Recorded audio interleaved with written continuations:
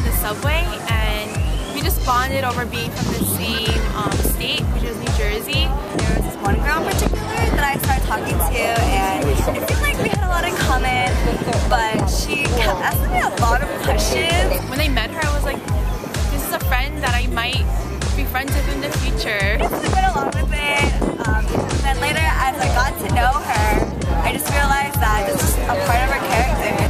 And I was really happy to meet her. And her name was Yintan. First time I met Mark, it was really briefly.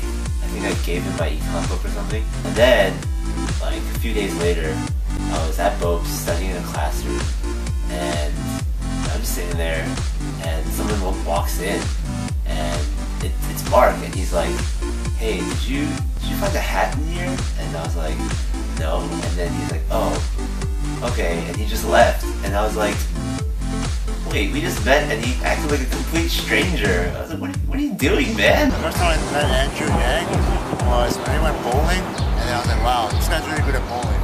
And then I talked to him for a little bit, and I was like, wow, this guy's a little bit weird. We were meeting John on the first day. My friend introduced him. Oh, meet my friend John. And he was getting ice cream, so he was just like... And in spite of the fact that...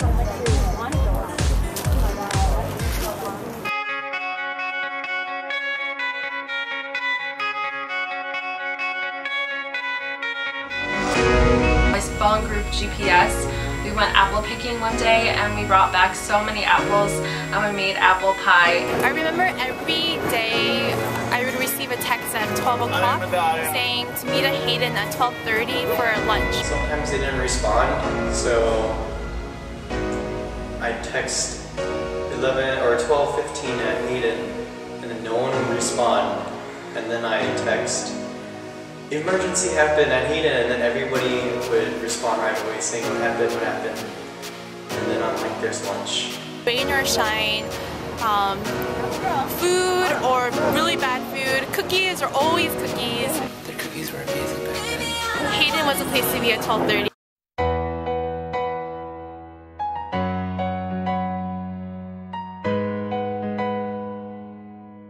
I went abroad my spring semester of my sophomore year in Prague. I think God just really taught me that how much I lacked intimacy with Him, that it wasn't enough for me to just go to these events and be a part of the community, but how much He desired to see me and not my attendance or participation in anything. So when I first came back from Taiwan,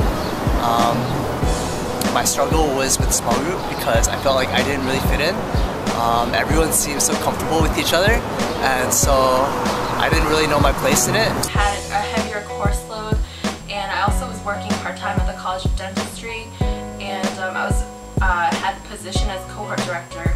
And during that time, my co-director was criticizing the activities I had planned, so I was kind of feeling down with that and all the other stresses during that semester.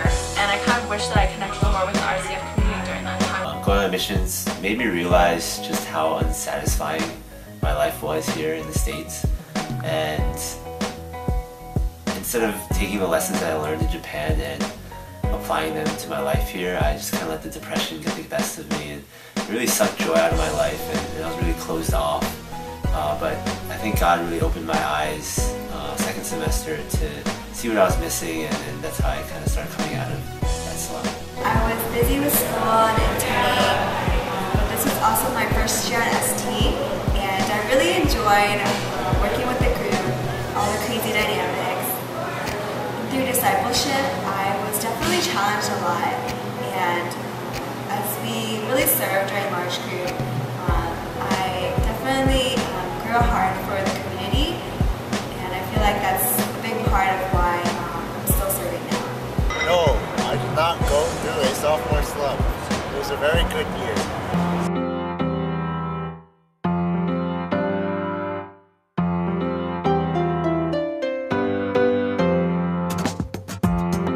Just to love people and bless people without expecting anything in return. Emotionally, I was kind of a wreck.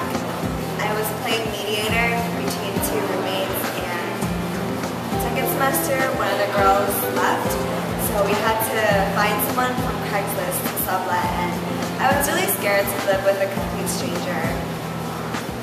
through God's grace, we found someone who was really reliable, and I really learned what it really meant to come before God desperately when you had nothing to offer and when you had no power over your circumstances. I had a lot on my plate. I was small group leading for the first time. I had mandatory fieldwork placement and I was working 2 jobs, so sort of balancing all of that was really difficult initially. I did my best to write it all on my calendar, make sure that I would have time for things, but I realized at the end of it that even the so little time that I had, I gave to God, because otherwise I wouldn't be able to sustain myself. And that year I just learned so much of what it means to completely rely on God. Freshman year and sophomore year, small group was a hangout time. So I didn't really want to participate in the Bible study part. In junior year and senior year, I've been talking more. And that could be because when other people ask me questions, they really want to know and help me. So I need to, it's like my responsibility to help them out. The junior year was the first time I led small group, and it was really hard. To be honest, I kind of sucked at it, and I was kind of overwhelmed just seeing my shortcomings and despite all the responsibilities. But I think in that I really learned why the Apostle Paul says that he boasts in his weaknesses, and yeah, right now I can safely say that every good thing that came out of that small group was simply because of God's grace.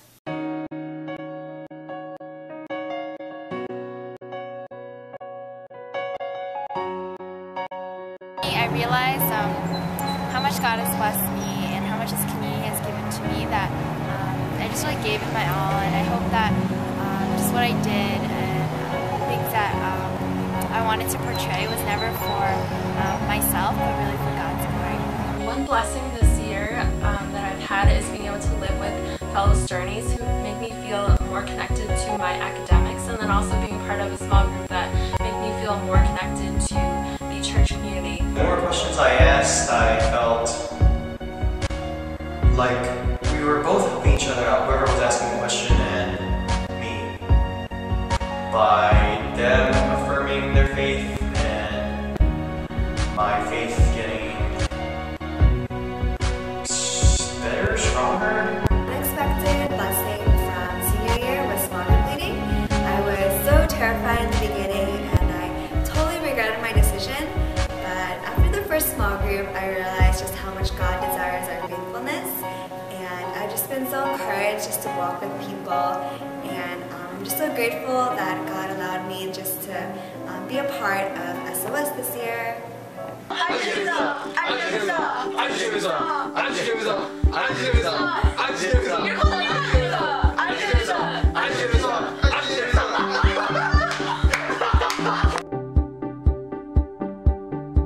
I wouldn't tell him anything, because if I did, it probably wouldn't have ended up like this at all. Your parents are going to make you take a semester off, and it's going to end up being a year, and you're going to go to Taiwan, but that's okay because that's part of God's plan, so you shouldn't worry too much, even though I think you should study a little bit more than you do right now.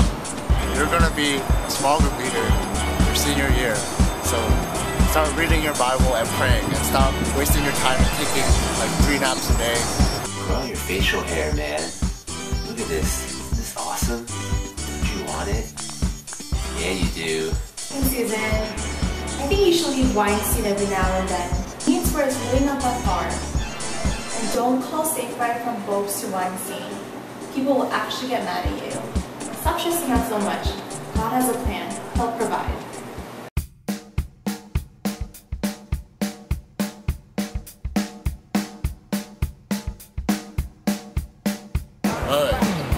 I'm not angry, but I just look angry.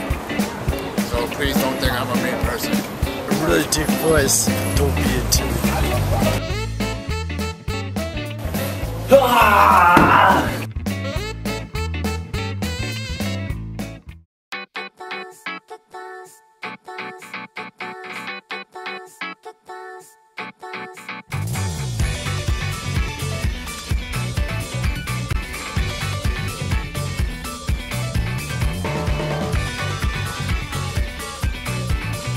definitely miss being at NYU and seeing fellow RCFers regularly, and I hope you guys continue to build the community. I'm really excited for what God has in store for RCF. It's grown so much, even these past 4 years that I've been in it. Yeah, so look forward to great things, and yeah, you're a part of it as well. As you seek God, as you pray, God's really going to answer. God's going to really use RCF and show you bigger things than He's showing you now. Just love Jesus, man. Just love Him with all you got. Don't forget just to always love each other, and when you can't love each other, remember to just really rely on knowing God's love first and letting it be an overflow of His grace. Thanks RCF for being such a great community the past 4 years. Continue to be diligent and be excited because there's so many amazing things that are going to come your way. Thanks, guys!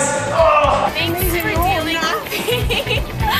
Thanks for challenging me. Thanks for blessing me. And thanks for loving me. Thanks for being there. Thank you for just being a big part of my life, part of my growth. Just keep loving each other. Doesn't matter how annoying or weird people might be. I'll see you next year, or I guess I'll see you tomorrow at church.